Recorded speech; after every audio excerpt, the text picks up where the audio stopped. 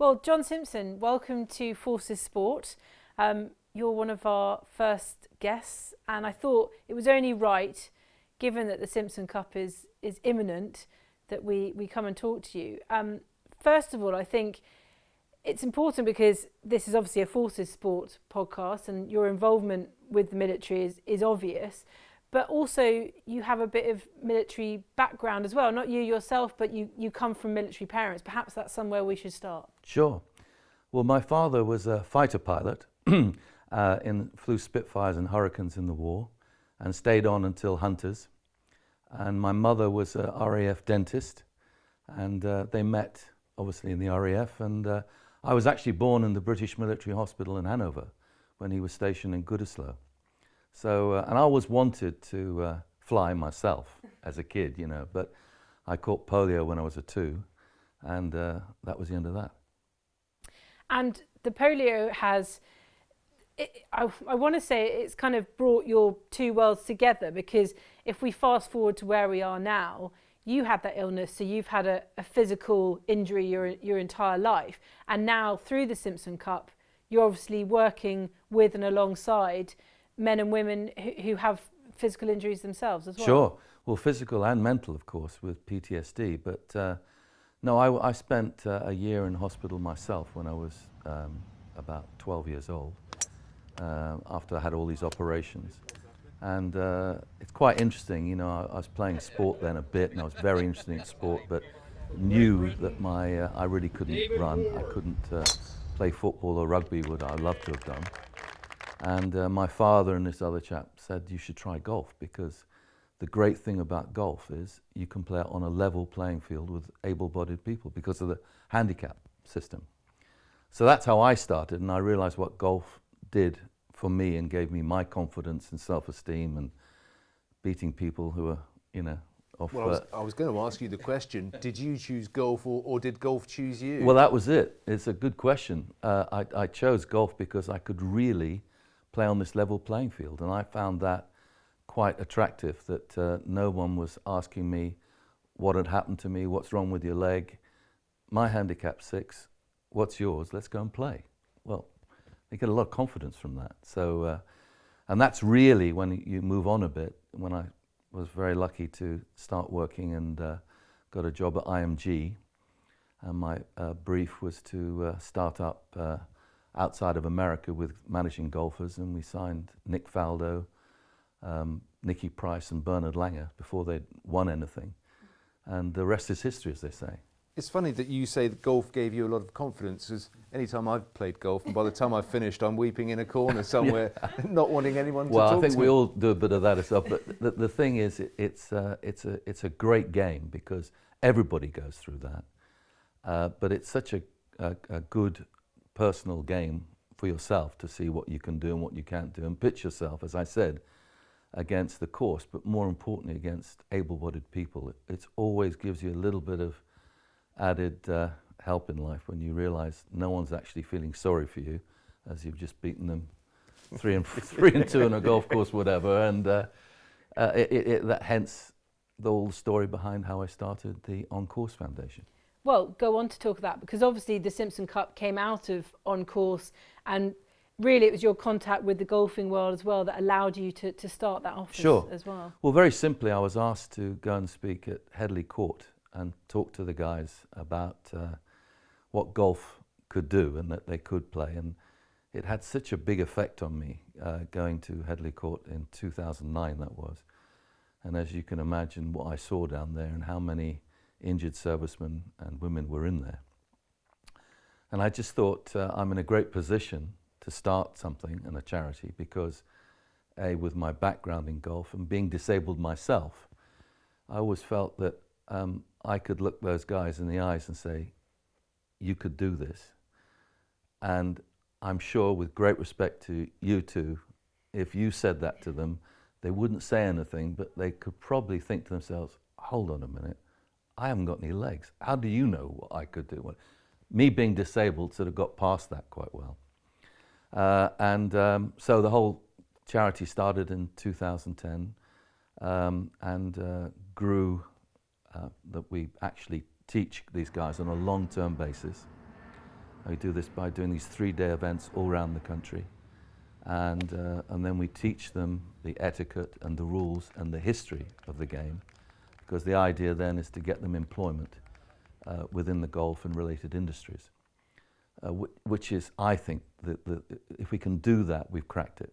And I think currently we're very close to, we call them members, 1,000 members in this country, and we've got just over 250 in some kind of employment or work experience over the years. And that can be anything in golf. I mean, the fact that they learn the skill of playing golf, but also some of them might go into green management or just, you know, the admin side of running a golf club. You know, that the sort of, it's an open floor, really, isn't it? It is, and also part-time and long time. We were actually got some great stories. And David, who was got a job, we got him a job at Royal Lytham as a greenkeeper, and he was excellent at what he did, learnt a lot, and it was interesting with his background, obviously, of military, and some of the machinery was broken down, and he said, well, don't get anybody, I could fix that. And he's just got the job at Wentworth to look after all the machinery at Wentworth. I was really proud when I heard that, actually. I thought it was amazing. Yeah, you must and feel... it all came through golf, you know. And you must feel like you have so many of those poster boys and girls within or under the On-Course Sure. Foundation. And it never ceases to amaze me of what is possible. And, you know, and I said, if we can get these guys out of, and girls off the couch and feeling sorry for themselves, and as we all know, and I know myself, that doesn't last too long. People are very interested when you originally tell them what's wrong with you, but they get bored after, you know, just get on with it, for heaven's sake. You know, so to get them out and get them onto a golf course where they're then with their old comrades, as it were, the humour which makes this all work, and then maybe knowing that they're not quite as bad off as they thought they were when they meet other members who are worse off than them. So it's a very good thing, and I remember one of the chaps saying to me very early on, he thanked me for this event, and he said, you know, it's got me out the house, it's got me back on track, and a happy daddy is a good daddy. And I thought, yeah, that's exactly right. So it works all the way down the family. Does it surprise you how successful the foundation has become? It does. A very good question. Yes, it does. In theory, nothing would surprise me because I know you can do it. But actually seeing it, and in reality, it is quite astounding. And it's still, when I see in the Simpson Cup this way round, we have two Americans and one Brit with the same injury, left leg high up amputation. None of them have played golf in their life before. Two of them have actually turned pro, and the other one plays off scratch. I mean, that is outstanding in a period of 5 or 6 years. It took them to do that. And the thing is, you know, golf is a game that if you've never tried it, and we always say that when these guys and girls would arrive, we'd have an Ian Bishop or one of our guys, you know, double amputee, super chap who plays off 7, and a couple of the others, and these guys would arrive in the old days, oh God, what are we doing? They were ordered to come as part of their rehab. What the hell are we doing here? You know, golf is not for us, you know, but we just watch this. And these guys would just blow their minds by hitting these amazing shots. Fantastic coaches we have. And we always say within the morning session, they would hit the wow shot. And that means you've got them, because you just can't stop them. And all they want to do is get better and better and better. And with that, the confidence and all the self-esteem we talked about improves greatly. And do you find, you obviously talked about the connection by being disabled yourself, and you're obviously dealing with disabled people, but do you find that because they're military and because of that military background, there's always this cliche that perhaps they're easier to teach? I mean, there was attitude you talk about then that, you know, they turn up and say, what are we doing here? But they're coachable and they listen, and once they're hooked, they're actually very easy to teach in a way. I think that's very true, and I think the word that also comes in on that is discipline. You know, and I think that that's always impressed me. And the fact that they, interesting thing I've always found, I've never heard, and we started the American charity in 2012, which it's a totally separate board and has to be completely separate. But including those chaps and girls and the ones here as well, I have never heard one of them ever complain about whatever problem they've got, ever. And I tell you, that's a huge, huge thing for me, that they just get on with it, accept it, and say, we're going to make the very best out of this. We look at the physical injuries because they're obvious, a double amputee, even a triple amputee out on the course. I wonder, what does golf provide them in terms of the psychological repair that's needed after some of the horrific things that people have been through? Yeah, well, it's this level playing field, I think, is the key. This whole bit about they can take on anybody, and nobody is saying, God, you're a triple amputee, and do you have to have certain help, or do you have to have certain clubs made? No. I don't need any help. The only help I've got is my two, prosthetic legs. And from that, all the confidence stems from. And you mentioned there, I think some of the feats that we've seen over the years, I think a lot of people were blown away when Paul Swain appeared and he's only got one arm, and people are like, okay, I can imagine people playing golf without legs, but they can't imagine a golf swing with, and the strength that the core strength that you were talking about earlier as well, that takes. This year, you've got the most disabled individual that you've ever had playing Simpson Cup golf as well. Yeah, it's an American chap, and he's a triple amputee with high up both legs, and his one arm missing high up, and he plays with one arm. He doesn't have a prosthetic arm, and he's now down to 17, and he qualified for the Simpson Cup and for the American team, 18 being the maximum handicap. And I when I first met him, I sort of was talking to him, and I said, when I was managing Nick Faldo and Bernard Langer and these guys, often when they were chipping, they would use one arm. And I thought that was very interesting. And if you think about it, if you got one arm, you put another one on it, it's actually another reason why something can go wrong. Because you can go this way, and to actually play one-handed is not as complicated as I originally thought. And if people are golfers, should try it, especially with a chip shot. You actually hit very clean shots after a while. And it looks incredible. Oh yeah, it does look incredible. Makes for good pictures, doesn't it? Yeah, Makes exactly. for good pictures. So this year's Simpson Cup, what are you expecting from it?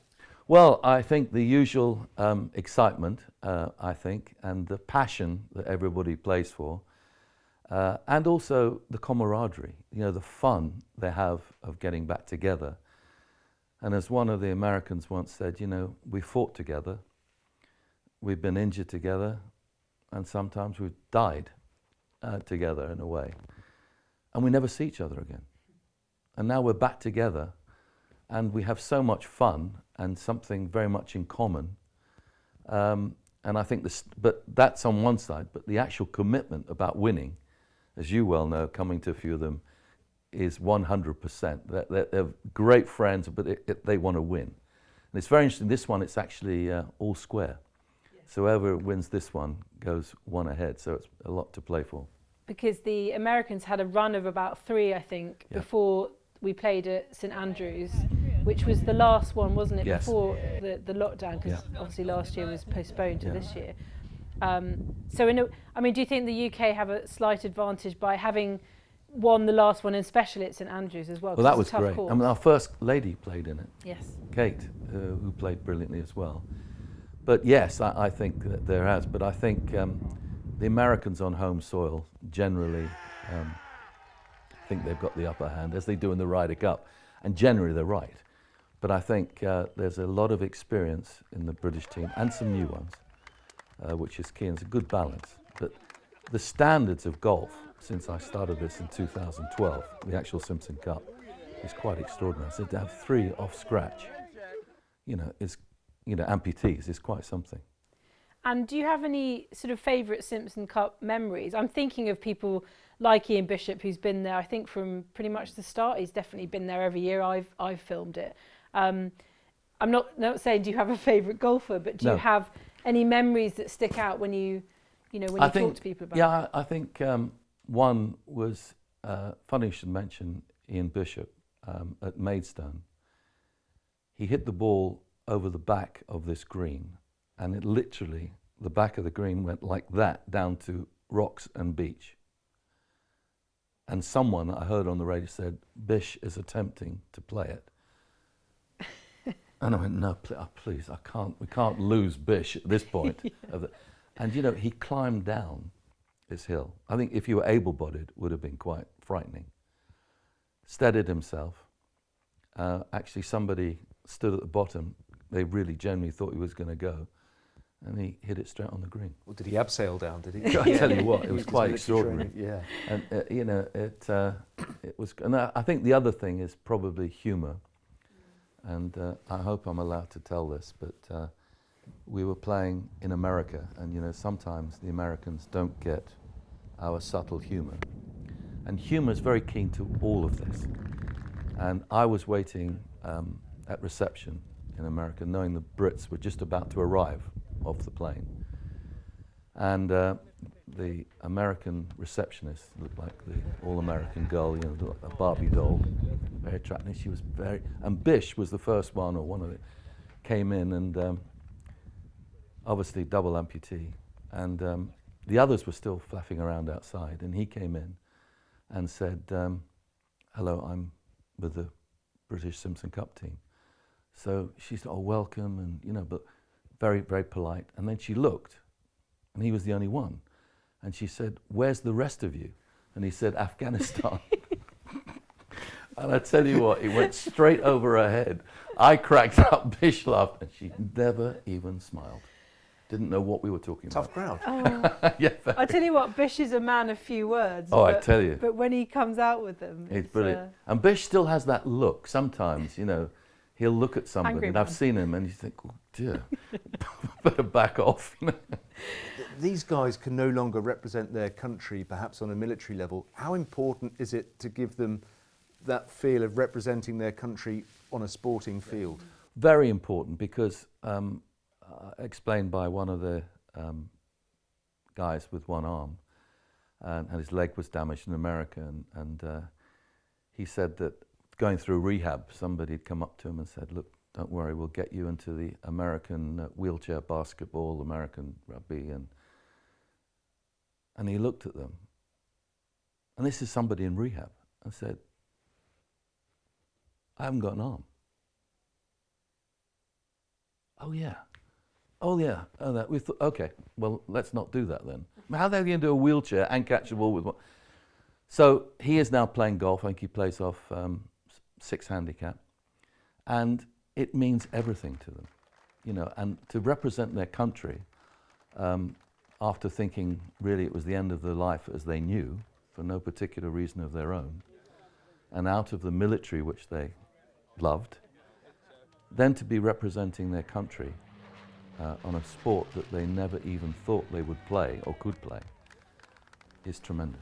The interesting thing is that you don't alter the handicap system to take into account their disability. Nothing, no. Off you go. I know. Out there doing it. And we had one funny one with Greg Stevens, who's also a double leg amputee, one above, one below. And he was in a trap, as they call it in America, a bunker. And he got in, and there was another guy playing the other fairway who'd hooked his ball into the rough, so he's very close to where Greg was. And Greg went in, it was quite a deep bunker, and we heard him say, oh, hell, or a bit stronger than that, I've broken my leg. And this guy was a doctor, so he couldn't see him. He rushed over like 100 miles an hour, thinking he was going to do his deed for the day, and the shock he got when one leg was going that way, completely almost falling off until he realised it wasn't real. Yeah. I think he nearly had a heart attack, the doctor, but that was quite funny. It's so funny the amount of... I sometimes think my humour is too dark for my civilian friends. I'm not military.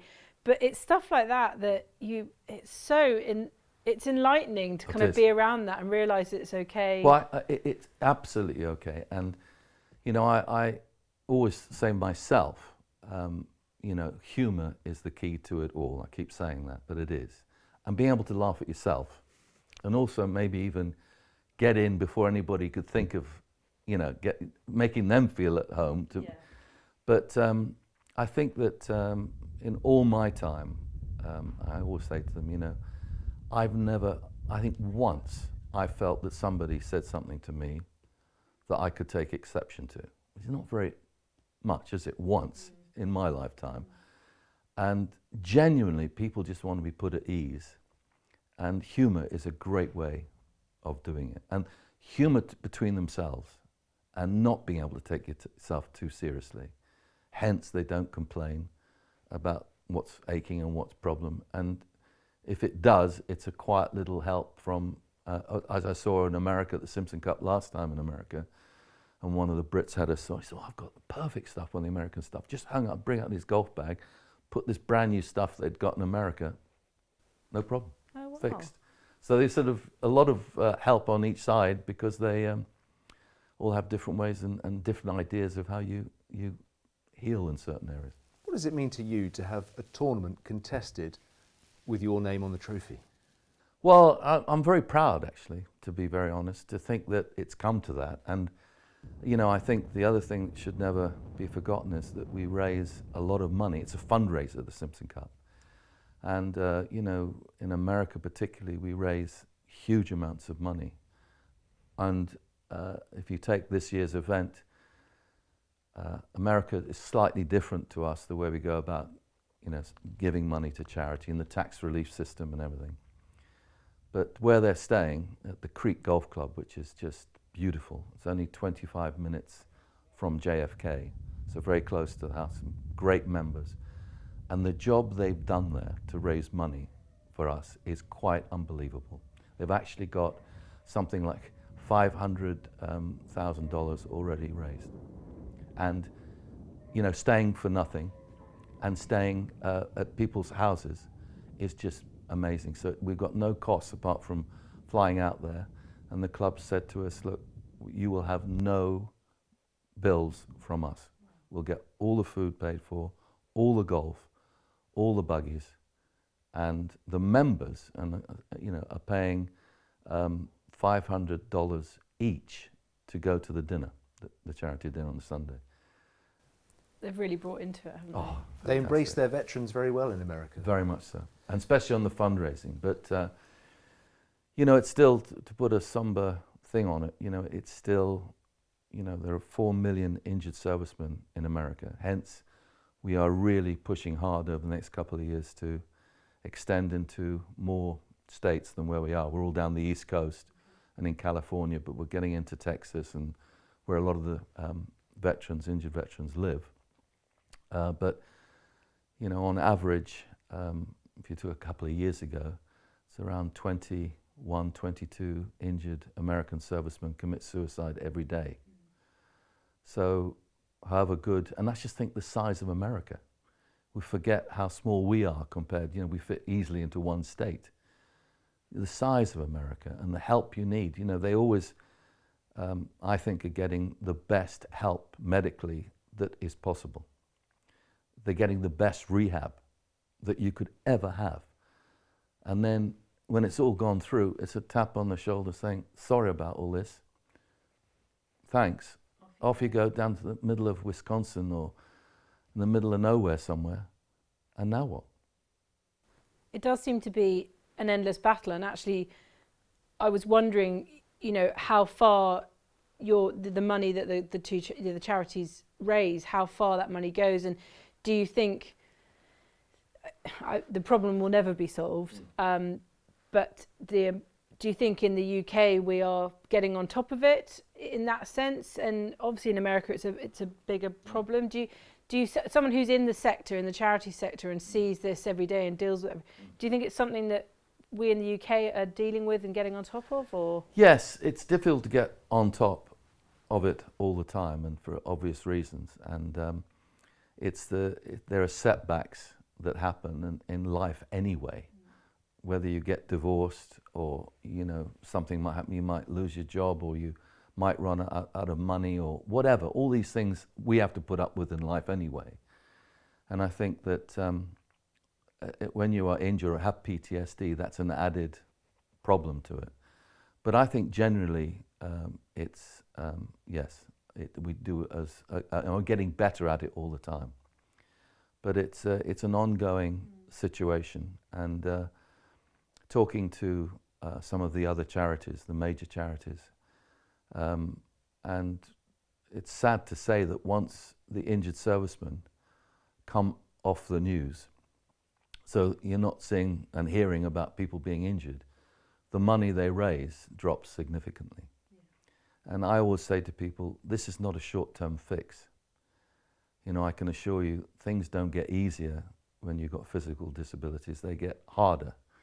So it's a lifetime goal, and the one thing you can play all the way through your life is golf, which is, you know, crucial. Well, the Simpson Cup is very heavily modelled on the Ryder Cup, which is a bit of a swear word this side of the pond at the moment. Yeah, not kidding. Yeah. Could you ever see a time when players from perhaps the continent are invited? Yes, we've always thought about that actually, and at some point, and Canada as well, obviously, they were pretty heavy and got a lot of losses in Afghanistan and Iraq.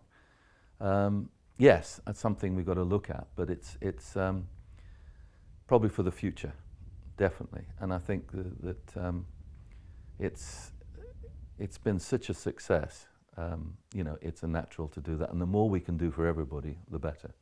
Obviously, over the time that you've been doing this, you'll have noticed that the prosthetics that the players are using are perhaps improving over this time. Is there feedback from those that are playing golf to their surgeons, to their doctors, saying, "Oh, if you could tweak this"? Very much so. Yeah.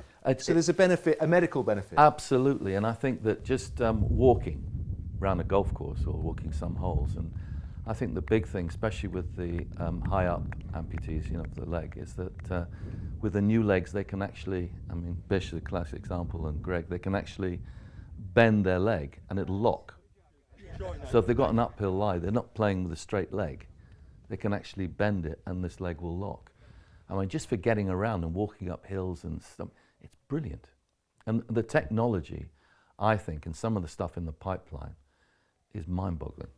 You can do your goodbye now. Well, it sounds like the natives are getting hungry. I know. Well, going off the back of that, I mean, I think generally prosthetics, possibly because of the Afghanistan conflict, have come a long way in 10, 15 years, and we've Very seen much so. they're seeing the And best there's a of benefit right across the board then. Yeah.